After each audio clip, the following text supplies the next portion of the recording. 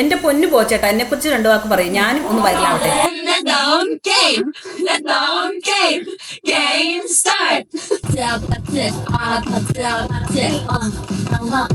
Kissy face, kissing I can feel. Baby, don't you need me like I'm needing now?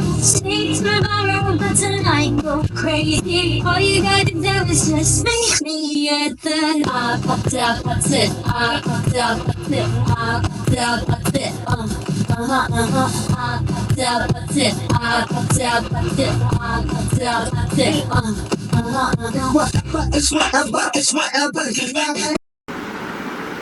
ഇന്ന് സമൂഹത്തിൽ സംസാര വിഷയമായിക്കൊണ്ടിരിക്കുന്ന ബോച്ച ഹണിറോസ് വിഷയത്തെ കുറിച്ചാണ് എനിക്ക് പറയാനുള്ളത്. സമൂഹത്തിൽ ഒട്ടനവധി സ്ത്രീകൾ പോലീസ് സ്റ്റേഷനിൽ കോടതി വളപ്പിൽ കയറി ഇറങ്ങുമ്പോൾ ഹണിറോസിനെ പോലുള്ളവർക്ക് കിട്ടുന്നതിന്റെ 1/4 പരിഗണന പോലും സാധാരണ ജനങ്ങളിൽ എത്തുന്നില്ല എന്നുള്ളതാണ് സത്യം.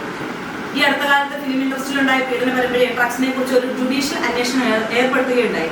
അതിനെപ്പറ്റി പിന്നീട് മുഖ്യമായ ഒരു വിവരം ലഭിക്കുകയുണ്ടായില്ല. അതിനെപ്പറ്റി ഒരു പബ്ലിസിറ്റിയും കിട്ടിയില്ല. ഞാനും ഒരു കൊച്ചു ചാനൽ നടത്തുന്ന വ്യക്തിയാണ്.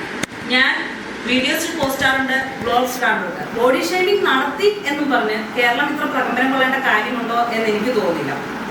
എന്റെ ബ്ലോഗ്സ് കാണുന്നവരിൽ അമ്മയെ പോലെ എന്നെ കാണുന്നവരുണ്ടാവും, ചേച്ചിയെ പോലെ കാണുന്നവരുണ്ടാവും, ഒരു സഹോദരിയെ പോലെ കാണുന്നവരുണ്ടാവും, ഫ്രണ്ട്സിനെ പോലെ കാണുന്നവരുണ്ടാവും. അവരിൽ ചിലർക്കെങ്കിലും വികാര തരംഗങ്ങൾ ബഹിർഗമിക്കുകയും ഉണ്ടാവും. അത് സ്വാഭാവികം. കാരണം ഞാൻ പ്രദർശിപ്പിക്കുന്നത് കൊണ്ടല്ലേ അവരത് ആസ്വദിക്കുന്നത് എന്ന് എനിക്ക് വ്യക്തമായ ഒരു ധാരണയുമുണ്ട്.